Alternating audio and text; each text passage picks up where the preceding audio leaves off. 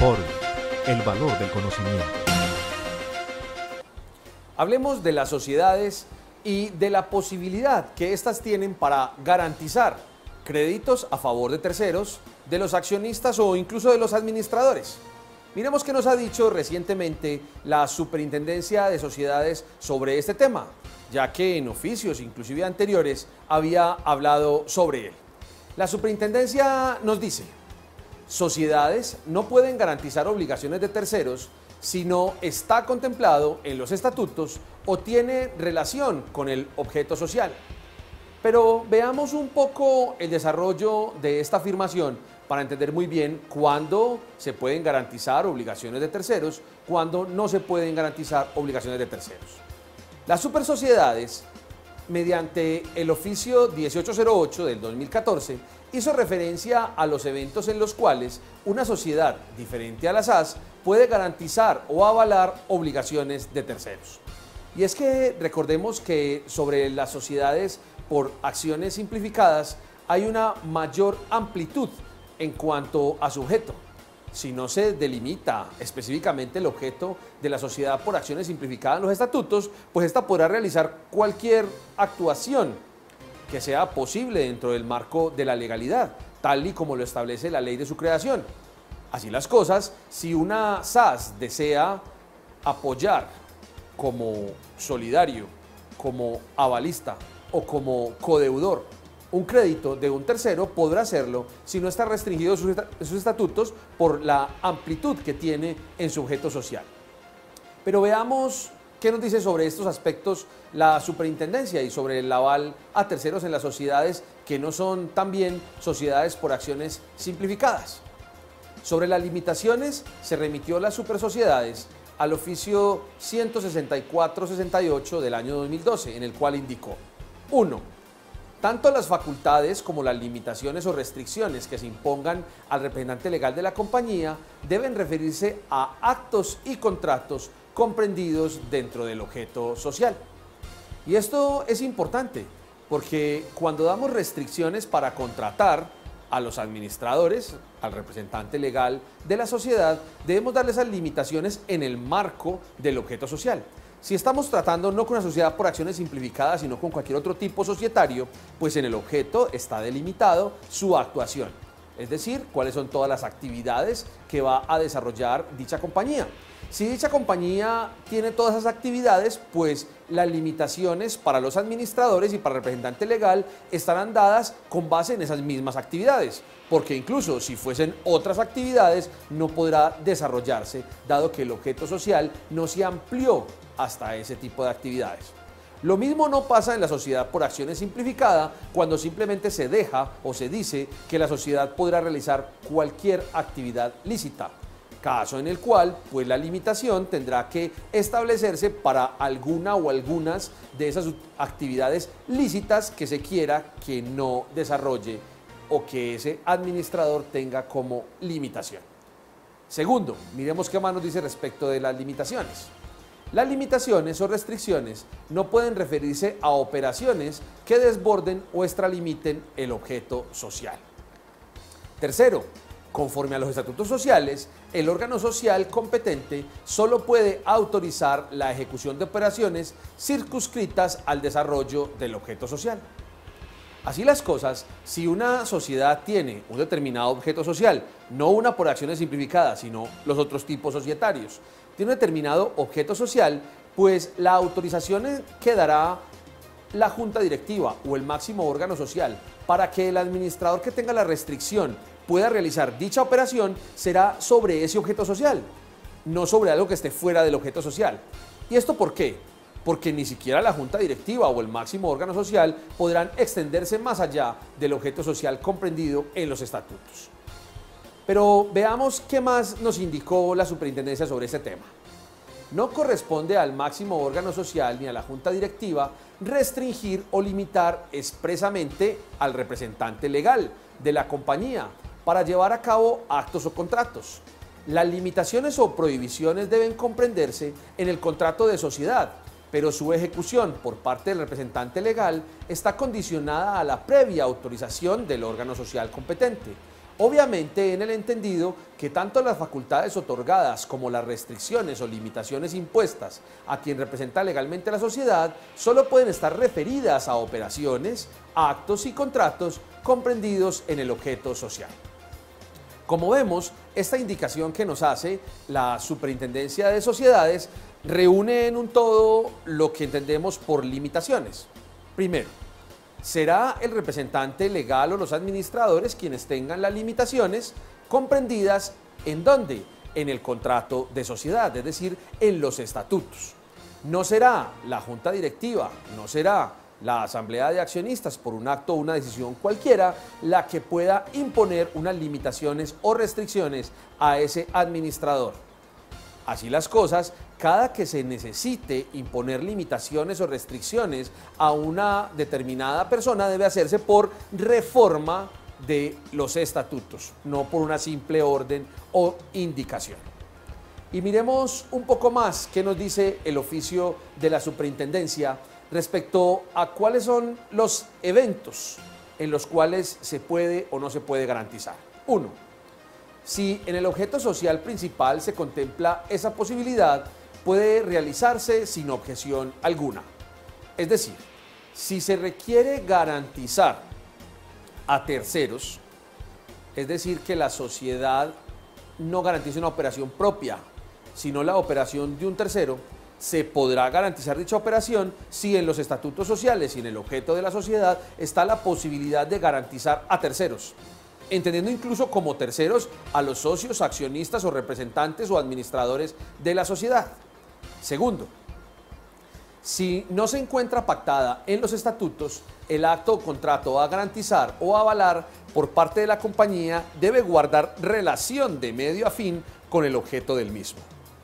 Y en este caso, ¿qué nos está diciendo la superintendencia? Primero, se podrán avalar obligaciones de terceros siempre que en los estatutos se autorice esa operación o ese aval a terceros o ese codeudor de terceros.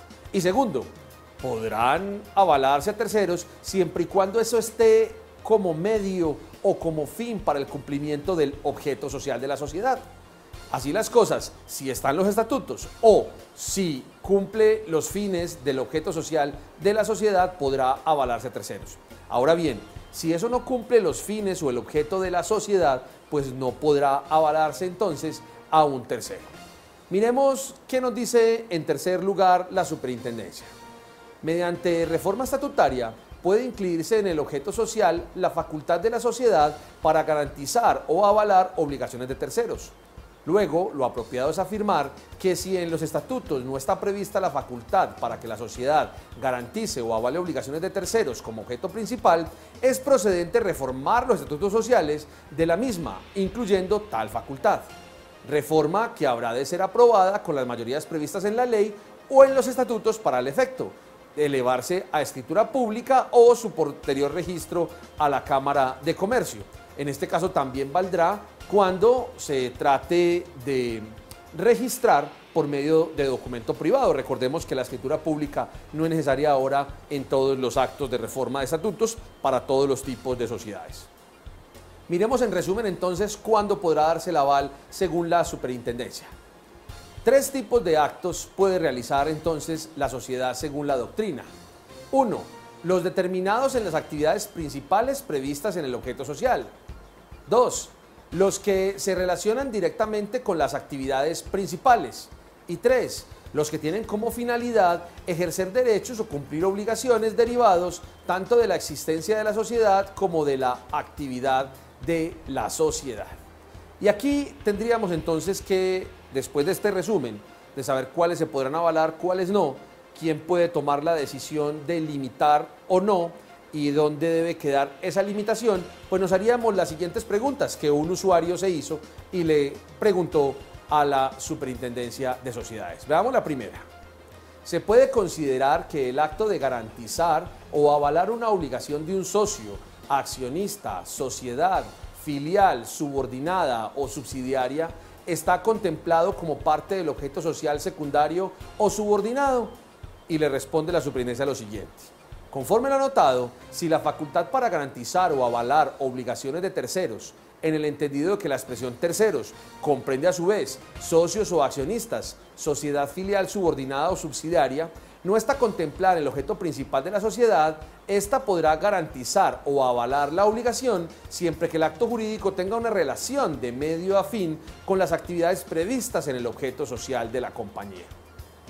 En traducción tendríamos que las compañías vinculadas económicamente se considerarían terceros para el efecto de las limitaciones de garantía a terceros, incluso los administradores, incluso los socios de la sociedad.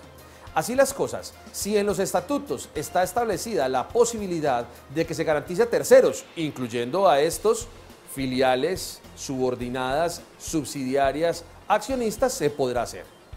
En caso tal de que el acto, la actividad, esté de acuerdo con el objeto social de la sociedad que pretende garantizar a una subordinada o una subsidiaria, lo podrá hacer en cumplimiento de los fines del objeto social. Allí la línea es un tanto delgada y hay que revisar muy bien que sí estemos cumpliendo el objeto de la sociedad y tal vez no el objetivo del grupo empresarial, que son dos cosas diferentes. Y veamos qué más se le pregunta a la Superintendencia de Sociedades al respecto. El máximo órgano de una sociedad, Asamblea General de Accionistas o Junta de Socios, puede autorizar al representante legal para que él, en nombre de la sociedad, garantice o avale una obligación puntualmente mediante acta de Asamblea de Accionistas o Junta de Socios, aun cuando dicha actividad no se encuentre enunciada de forma expresa en el objeto social. Y la respuesta es la siguiente. Pese a que la respuesta a este interrogante se colige de lo que ya se ha dicho en el numeral anterior, es pertinente insistir que no es viable, ni aún con autorización del máximo órgano social competente, que la sociedad garantice o avale actos jurídicos ajenos a las actividades enunciadas en el objeto social o sin relación de medio a fin con el mismo. Y la respuesta a la pregunta es contundente. Hay veces tendemos a pensar que el máximo órgano social puede tomar cualquier decisión, y la verdad es que en algunas ocasiones no puede tomar cualquier decisión, o la debe tomar conforme a la ley. Si el máximo órgano social quiere avalar créditos de terceros y quiere autorizar a la administración para que avale obligaciones de terceros, pues lo que tiene que hacer es una reforma a los estatutos sociales, para en el objeto social incluir la actividad de ser avalista, codeudor, solidario, etcétera, de terceros. O si no, también incluir unas actividades adicionales que le permitan avalar o estar en esa relación de medio a fin para avalar ciertas actividades de sus subsidiarias, de sus subordinadas o de sus filiales. No basta entonces una decisión de la Junta Directiva en la que se permita avalar, sin estar autorizado para hacer el aval y sin tener relación con el objeto social de la sociedad. O una decisión incluso del máximo órgano social, la Junta de Socios o la Asamblea de Accionistas, en donde se le ordene al representante legal, por ejemplo, tomar un aval que no está autorizado en los estatutos y que no tiene ningún medio o fin con el objeto social de la sociedad. Interesante la discusión al respecto. Pero veamos una pregunta más que le hacen a la superintendencia. ¿Se puede entender como actividad complementaria, conexa o subsidiaria de una sociedad mercantil las operaciones de crédito o endeudamiento, aun cuando no se encuentre complementada dicha actividad de forma expresa en el objeto social principal? El presente interrogante se entiende resuelto afirmativamente, siempre que la operación de crédito y o endeudamiento que se pretende guarde relación directa, complementaria o conexa con las actividades principales. Y es que claro que una entidad puede tomar créditos. Claro que una entidad puede realizar diferentes operaciones de financiamiento. Eso sí, esas actividades de crédito y de financiamiento tienen que guardar estrecha relación con su objeto social. Porque si no guardan relación con su objeto social, si no guardan relación con las actividades propias de ese objeto como medio o fin, pues entonces estaríamos por fuera del objeto social de la entidad y no valdría dicha operación. Hay que considerar que todo lo anterior es dable para los tipos societarios diferentes de la sociedad por acciones simplificada, como lo habíamos dicho al principio, porque si en la sociedad por acciones simplificada, en su objeto social, dice que pueda dedicarse a cualquier actividad lícita, cabrá entonces el aval, cabrá entonces ser codeudor y todas las demás actividades que impliquen crédito o financiamiento, caso en el cual no habrá necesidad de reforma de estatutos, no habrá necesidad de un régimen de autorizaciones. Y sobre estos temas, societarios, avales y garantías, y muchos temas más, puede acudir a nuestra página web www.forum.com.co.